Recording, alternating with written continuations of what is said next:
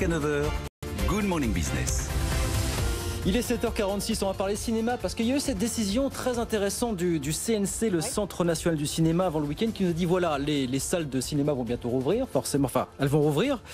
Risque d'y avoir embouteillage de films à ce moment-là, et donc nous allons donner aux financeurs de ces films la possibilité de les sortir sur davantage de supports pour qu'ils aient une chance d'exister, évidemment, et puis pour permettre aux financeurs de conserver leurs aides. On va donc faire une entorse à ce qu'on appelle la chronologie des médias. On va en parler quelques minutes avec Henri de Roquemorel qui est avec nous par caméra interposée. Bonjour Monsieur de Roquemorel, merci beaucoup, merci d'être avec nous. Vous êtes le directeur du pôle cinéma de BNP Paribas, dont on dit qu'il finance directement ou indirectement un film sur 2 produits en France. Est-ce que vous nous confirmez donc que c'est ça qui va arriver, qu'on va permettre à ces films de sortir sur plus de supports? Donc c'est le cinéma, et puis Canal+, et puis les grandes plateformes de VOD. C'est ça Monsieur de Roquemorel finalement? Oui, je crois que le CNC prend une décision qui est nécessaire dans la période. Il y a énormément de films en stock. Il y a 450 films en stock chez les distributeurs de cinéma actuellement. On a une audience qui est très forte, on le sait, sur les différents canaux. Il y a un besoin en images et en même temps, il faut éviter cet encombrement. Donc, le CNC a bien dit que ce serait du cas par cas, quoi qu'il arrive.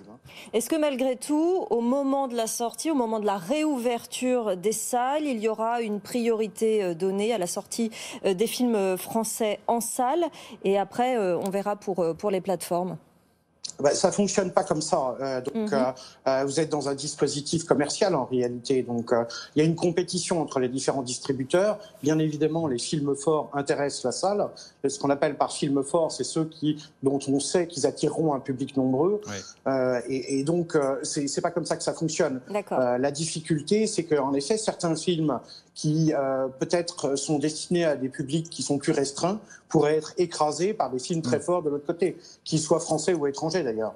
Mais bien évidemment, les blockbusters américains, quand ils arrivent, créent un engouement fort. Ça ne sauvera pas tous les films, mais ça se sauvera sans doute peut-être en partie certains films français, sans que vous perdiez les aides. Vous qui, on parle de quoi? Des crédits d'impôt, des avances sur recettes?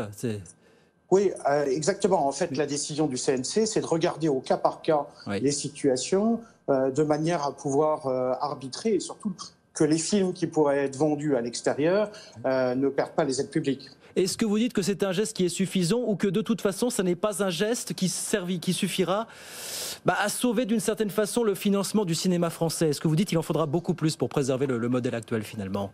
Je crois qu'on n'est pas dans le sauvetage. Il faut quand même avoir en tête que la production a très bien fonctionné. On sait que la salle va redémarrer très fort avec beaucoup de films en stock qui vont attirer un public nombreux. Je ne suis pas sûr que sauver soit le bon terme. Il faut l'aider à passer la période. C'est ce que nous, on a fait. On a essayé de le faire depuis le début de la crise. La crise n'est qu'un accélérateur des compétitions entre les différents canaux. Aujourd'hui, on est tous chez nous. On ne peut pas sortir. Les salles sont fermées. Il est logique que l'audience soit plus sur les canaux suivants, que ce soit sur les chaînes de télé, que ce soit sur les chaînes payantes ou que ce soit sur la SVOD, sur la vidéo par abonnement. Demain, les salles vont réouvrir. On va pouvoir sortir. Et en effet, il va y avoir un encombrement avec plein de films qui vont se présenter. Donc aussi, il va falloir arbitrer maintenant. Il peut y avoir des calendriers de sortie. Il y a une réflexion qui est engagée sur le sujet. Et donc, je ne suis pas sûr qu'on soit dans le sauvetage, là. C'est plutôt l'organisation de manière à ce qu'il n'y ait pas de cannibalisation d'un film à l'autre. Vous avez une date de réouverture pour les cinémas ? J'aimerais bien en avoir une comme vous. Pas d'obligation. Je pense qu'on est tous conscients que c'est excessivement difficile de positionner une date aujourd'hui. Le président de la République a donné un certain nombre de guidelines la semaine dernière. Il faut être encore un peu patient. On attendait le 15 avril, on espère le 15 mai, on espère, mais tout dépendra de l'épidémie. Vous le savez bien. Mais on parlait de cette entorse, parce que c'est de ça qu'il s'agit, c'est une entorse faite à la chronologie des médias qui d'ailleurs faisait l'objet d'une négociation avant cette crise, et c'est un sujet permanent. Est-ce que vous vous dites que cette crise va devoir accélérer une réforme finalement de la chronologie des médias, Henri de Roquemorel? Alors, la négociation sur la chronologie des médias est en cours actuellement.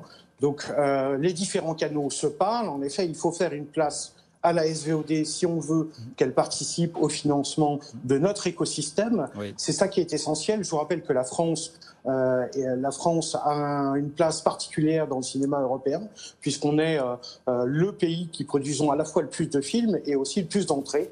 avec plus de 200 millions avant crise, 210 millions très exactement en 2019.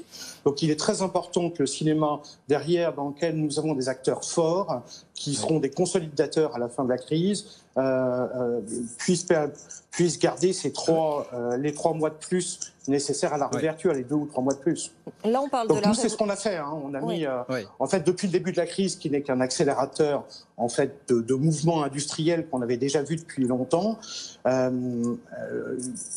On a mis en place tout un dispositif de manière à ce que nos experts, dès le premier jour du premier confinement, soient disponibles. On a 60 experts sur le secteur en Europe, de manière à aider les groupes et les salles de cinéma à passer cette période qui est quand même relativement compliquée pour elles, puisque tout est fermé, ils n'ont plus de chiffre d'affaires du tout.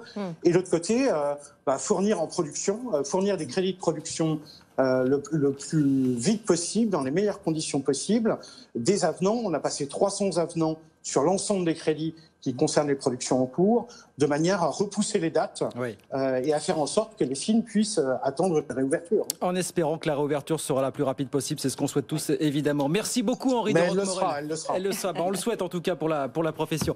Merci beaucoup, Henri de Roquemorel. Merci infiniment d'avoir été avec nous ce matin, quelques minutes sur BFM Business. Je rappelle, vous êtes le directeur du pôle cinéma de BNP Paribas. Merci beaucoup d'avoir été avec nous ce matin.